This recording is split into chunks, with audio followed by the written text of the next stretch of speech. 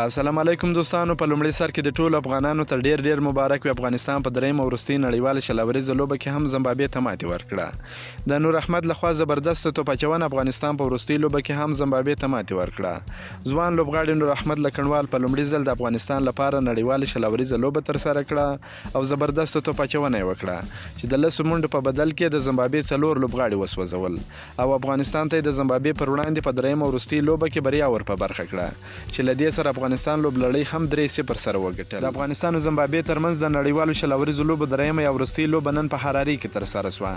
د لوبې په پیل کې افغانستان د لوبې پچه وګټل او لومړی توپوهنه غوره کړه. افغانستان په ټاکل شویو 10 اورونو کې د اتو لوبغاړو په سوځېدو سره 125 منډې جوړې کړې چې له ډلې حضرت الله زازي 12 منډې، احسان الله جنت 60 منډې، ابصر زازي 40 منډې، نجیب الله زدران 2 منډې، شرف الدین اشرف 15 منډې، محمد نبی 11 منډې، عظمت الله عمرزي 11 منډې، راشد خان 2 منډې، نور احمد 4 منډې، نجات مسعود هم 4 منډې جوړې کړې.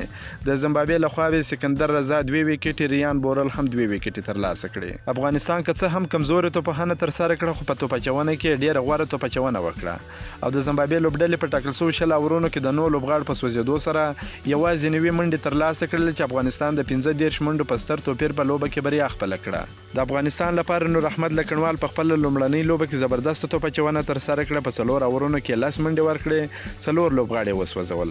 فضل حق فاروقي په 4 اورونو کې 14 منډې ورکړې، 1 وکټ یې واخیسته. نجات مسعود په 3 اوره کې 22 منډې ورکړې، کومه وکټ یې وانخیسته. شرف الدین اشرف په 4 اوره کې 14 منډې ورکړې، 2 وکټ یې واخیستې. عظمت الله عمرزي په 1 اور کې 10 منډې ورکړې، کومه وکټ یې وانخیسته. راشد خان په 4 اوره کې 8 منډې ورکړې، 1 وکټ یې واخیسته.